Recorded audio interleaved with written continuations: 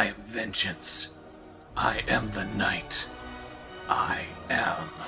The Caped Crusader, fair citizens. And you don't have to worry, I'm not going to be doing the Adam West voice throughout this entire review. Because if I did, then it would take forever for me to reach the end of this review. So then why am I dressed up like Adam West's Batman? Because my patrons have decided that I should review Batman 66, The Lost Episode. Batman 66 is a tribute to the classic TV show, taking joy in some of the goofier elements of Batman's world that the comics of today would just rather ignore. Most of these comics are completely original stories, but today's comic is an adaptation of an actual TV episode which never made it into production, The Two-Way Crimes of Two-Face. It's my understanding that the reason it never made it past the initial treatment was because they couldn't pull off the kind of makeup that would be needed to bring Two-Face to life, which is weird, since all you really need for Two-Face is something along the lines of Claude Rains' Phantom of the Opera. Sure, it wouldn't be an exact recreation of Two-Face, since the bulging left eye and the stretched-out mouth are problematic, but then again, it's not like the show ever saw a comic-accurate Catwoman. So yeah, this comic features the first on-screen appearance of the duplicitous DA that never was. And this cover art by Alex Ross is absolutely gorgeous. Then again, it's Alex Ross, of course it's gorgeous. I especially love the splatter paint all over the right side of Two-Face's hideout. At first glance, it looks like Batman and Robin came to the scene too late after Two-Face just slaughtered somebody and threw their guts all over the room. But no, it's just paint. Of all the things that Alex Ross could have done to reflect Two-Face's dichotomous nature, he chose to make it chaotic and psychedelic. I also gotta wonder if it's actual splatter paint, or if he made the effort to meticulously paint every single one of those little blotches one at a time. Our comic opens on the famous North Bees Auction House in the heart of uptown Gotham. Surprisingly, this is happening during the nighttime. If the TV show taught us anything, it's that Batman operates solely during the daylight. The auctioneer has the lights dimmed to present the next item, which is an almost complete set of porcelain from the Chang Dynasty. Huh, neat. I think it's supposed to be a spoof of the Qing Dynasty, but then porcelain from that period can be seen under normal lights just fine. Actually, this whole candlelight is just a means of introducing our villain, who is hiding behind some rather melty makeup. I'd love to see how they could have actually pulled this off in the TV show, but makeup constraints and all that. And while we're on the subject, who do you think they should have gotten to play Two-Face? Imagine you're the new casting director at 20th Century Fox, and it's up to you to find the perfect Two-Face to play the part. Who do you pick? So yeah, his face melts away, revealing Two-Face underneath. And naturally, he's wearing his classic double-sided suit under his disguise. There's enough heat in the room to melt this makeup off, but apparently his clothes remain cool. He has two goons with him as well, and surprisingly, neither of them have their names printed on their chest. The Riddler has just given me this mind-bending puzzle. What do you call a goon without a name printed clearly on his chest? How am I supposed to know that? This riddle has no answer! Two-Face and his goons leave without even trying to take any of the china. Minutes later, at Gotham City Police Headquarters. And yes, I am doing that voice every single time there's a narration box. You're welcome. Anyway, Commissioner Gordon calls Batman to tell him what's up, but he and Robin are already pulling up to the scene of the crime. That's right. I'm always one step ahead. Why? Because I'm Batman. The Commissioner and Chief O'Hara meet up with Batman and Robin a few minutes later, where they find that not only has Two-Face not stolen the china, but he's restored the missing piece of the set. But what does it mean, Batman? It means his cursed, scarred coin landed good side up when he flipped it, Commissioner. This time. Yeah, so not content with simply not committing a crime when the coin lands good side up, this version of Two-Face apparently does good deeds too. I wonder what would happen if he felt like blowing up a building. If the coin toss ended not in his favor, would he break ground for a new building? Soon after, in the dark and mysterious Batcave, deep within the rarely seen side cavern that contains the cave's legendary Hall of Trophies. That side cave which was always there despite us never seeing it before. Batman proceeds to tell Robin Two-Face's backstory. By the way, you'll notice that among Batman's collected trophies is the hypnotizing top hat used by David Wayne's Mad Hatter. This has nothing at all to do with the story, but I gotta ask. As silly as this show wanted to be, why did they make the Mad Hatter look so normal by comparison? Could they really not make him look closer to his comic counterpart? And hang on, where are the labels? How are we supposed to know what these things are if they don't have labels attached to them? Back to the flashback, Batman reveals that Two-Face used to be Gotham's district attorney, Harvey Dent. He has crime boss Maroni in court for questioning, but Maroni throws a vial of acid in Harvey's face. I know that the legal system in Gotham isn't exactly what it could be, but how exactly do you smuggle a vial of acid into a courthouse? So yeah, it's this acid being splashed into Harvey's face that turns him into what he is today. And there's apparently nothing that can be done to reverse the damage. Which is more than a little weird. Harvey Dent made his first appearance in 1942, and while medicine in the 1940s doesn't hold a candle to what we can do today, they were performing some pretty miraculous feats of plastic surgery back in those days. You really mean to tell me that this is beyond hope? But yeah, the once handsome Harvey Dent is now an outcast because of his deformity, and he turns to a life of crime that's based solely on the flip of Boss Maroni's lucky coin. If the coin lands scarred side up, he keeps what he steals. If it lands on its good side, he returns the loot with interest. So what happens if he decides to not steal a car? Does he take it and then give it back to you after giving it an oil change first? For the next 2 weeks, the Caped Crusaders and Two-Face play a dangerous game of cat and mouse across the city. And for some reason, the narration boxes are being drawn differently from the first narration boxes. Son of a bitch, it turned into a New 52 comic! Who's talking and when and from where? Anyway, Two-Face steals the box office from the local baseball stadium, only to arbitrarily give the money to the 2nd Street movie theater. If the movie theater could actually keep that money instead of handing it over to the police as evidence, this might have been a nice gesture. Batman and Robin eventually spot Two-Face holding up a double-decker bus, because Gotham City is in England now? But he escapes before they can catch him. Batman and Robin go back to the Batcave, where they give all the information that they have on Two-Face into the Batcomputer, and this somehow provides them with 2 possible leads. I love how despite this comic being written by modern writers, it still has no idea how computers work, just like the writers of the TV show didn't. Since the Batcomputer has 2 leads for the dynamic duo to check out, they split up to deal with them both at the same time. What's this? The Caped Crusaders split apart by that split-faced fiend? No, Batman just sent Robin out on a fool's errand to keep him out of his bat hair. Batman stakes out the Gotham motorway, boasting a $200,000 purse and a collection of classic two-wheelers. Just wanted to hammer the point home that Two-Face might have a fetish for the number 2! But Two-Face and his goons get away. Batman manages to tag them with a bat tracer, allowing him to follow them to their hideout. And Robin is suddenly there to follow them too, since the lead that he was following was so inconsequential that the comic doesn't even bother showing us any of it. They all arrive at Gotham Lunar Observatory, where the only way in for Batman is by scaling up the wall with his bat rope.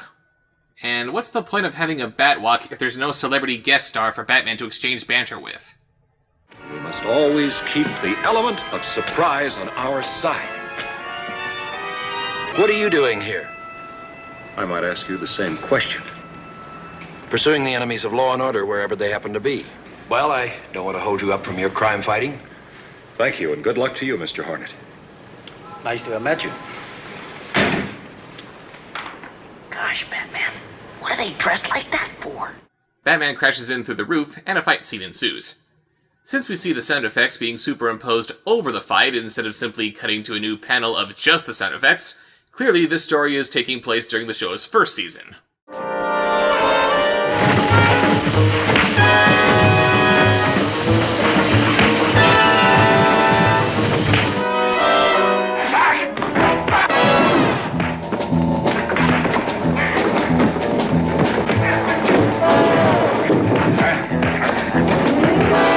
The fight comes to a halt when Two-Face busts out his double-barreled shotgun. He flips his coin to determine if he'll shoot, but the coin lands on its side. No! It's a trick! It has to be! No, not a trick, Harvey. Merely fate! The coin obviously wants us to choose our own destiny! In that case, Caped Crusader, I happily choose your death! Oh crap, I did not think this through. Batman blinds Two-Face by reflecting a little sunlight into his eyes from the buckle of his utility belt. Except that it's nighttime right now, so how the hell is this happening? What do you know? Haven't you heard of suspension of disbelief? Batman also feels the need to point out that the highly polarized bat lenses in his cowl are keeping him from being blinded in the process too. Ignoring how that wouldn't be an issue since Batman isn't shining the light in his own face, he doesn't have any polarized bat lenses in his cowl. We can see his eyes perfectly in most of the comic. Also, I know I'm nitpicking here, but shouldn't the bat logo on his chest look more like this? We wouldn't see this more stylized bat logo until Tim Burton's Batman in 1989. Anyway, Robin comes in through the door, because that was always an option, but he slips on some shotgun shells scattered on the floor. Just remember your ballet training, old chum. Everything I taught you about maintaining your balance in an awkward situation. Never mind how the comic doesn't use Robin's background as a circus acrobat to explain why he would have such a good sense of balance. Exactly what kind of awkward situations could Batman and Robin possibly get into? Ew. But yeah, the boy blunder's awkwardness allows Two-Face and his goons to escape. It's a shame that Batman isn't wearing his real utility belt, or else he might be able to throw a batarang at Two-Face to knock him out. The next morning at Stately Wayne Manor, we get a little cameo by what's supposed to be Aunt Harriet, except that she doesn't have red hair and she's wearing glasses. You know, this comic was made in January of 2015. Even if the comic artist didn't immediately get the newly released Batman TV show on DVD and Blu-ray, he could have easily just looked up what these characters are supposed to look like before he started drawing. After Aunt Harriet gives Dick a spoonful of holy whatever elixir, he and Bruce change back to Batman and Robin to continue the hunt for Two-Face. And speak of the duplicitous devil, he comes up on the Batmobile's radio to usher them a challenge. Sure's a good thing that the commercially available technology of 1966 could allow him to do that. Just wanted you to know that my next kipper will make royal idiots out of you both. Unless, of course, you think you can stop us. With that royal idiots remark, Batman deduces that Two-Face is after the twin princesses visiting from Yakapur on Dock 2 at 2 a.m. They'll also be singing Tea for Two while dressed up as the number 2 and while taking a number 2. They take the Batcopter to the docks, which seems kind of unnecessary. Couldn't they just drive there? It's not like there'd be a lot of traffic to contend with at 2 a.m. In any case, they arrive too late, and Two-Face makes off with the princesses' crowns thanks to some rather gnarly-looking robot claws that aren't attached to anything. They follow Two-Face's two-hulled catamaran to a secluded island, but it vanishes from sight. And yet logic dictates it has to be here somewhere, old chum. Not really. Seems like every time you take out the Batcopter, the yacht you're chasing just simply disappears. Nonsense. How can a yacht simply disappear? Batman leaves Robin to pilot the Batcopter while he goes in for a closer look. He eventually comes across Two-Face, who looks like he's about to film the finale for the Goonies. Oh, and look! His pirate ship has 2 masts! Get it? I don't think that you get it! They get into another brawl, but Two-Face eventually gets the upper hand. Since this is Batman 66, instead of anything resembling the real world, Two-Face rigs him up in a pointlessly elaborate death trap instead of just shooting him in the head. Before Two-Face can split him in 2, Batman points out that he didn't flip his coin first. Didn't you already insist that he choose his own destiny? You can't fault him for taking a path that you just disagree with. Two-Face makes the toss, under the impossible stipulation that if it lands on its edge again, he'll surrender. But just like before, it lands on its edge a second time. Batman, meanwhile, has been biding his time to break free of his bonds, and deals with Two-Face's goons. Two-Face himself tries to do him in, but Batman reminds him that he has to obey his coin, and he promptly surrenders. Points for playing up to his psychosis, but again, you were the guy who only yesterday was trying to get him to ignore the coin. You can't have it both ways, Batsy. The following morning at Stately Wayne Manor, Bruce explains that he slipped a trick coin into Two-Face's pocket, which was designed so that it can only land on its edge. Oh yeah, that awesome scene from Batman the Animated Series where the exact same thing happens? They got it from this story. Let it hit the floor. I want to see it. That can't happen.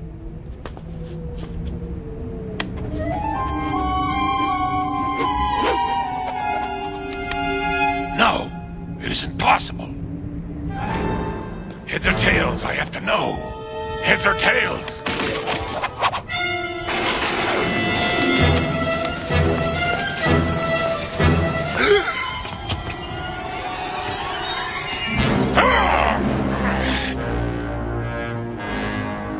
Gosh, Bruce, you never cease to amaze me. Go ahead and be amazed all you want, just don't look at him like that when you do. Alfred asks what will become of Two-Face now, but contrary to the oh-so-popular meme of Batman just knowing everything because he's Batman, Bruce closes out with, "When you're dealing with a maniac like Two-Face, who knows which way the coin will fall."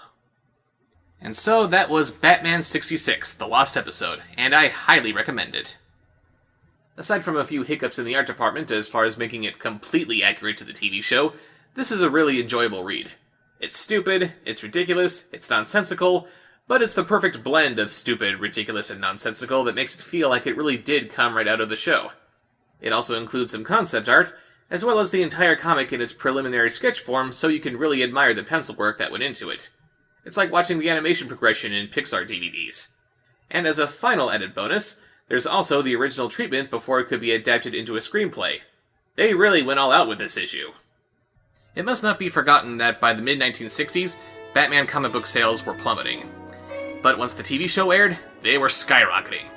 So I say, show your gratitude for the show by purchasing your own copy of Batman 66, The Lost Episode. Or, just go and buy the DVDs, that works too. I'll see you next time. Same Bob Show time, same Bob Show channel.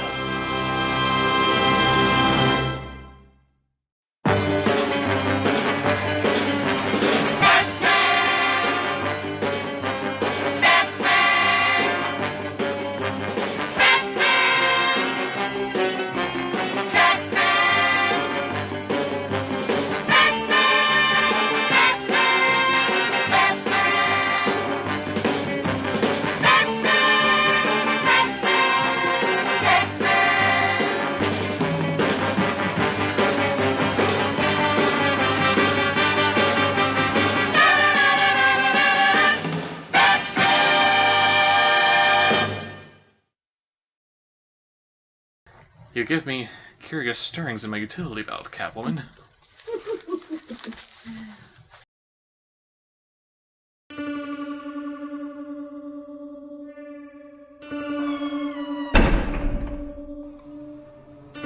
Subscribe.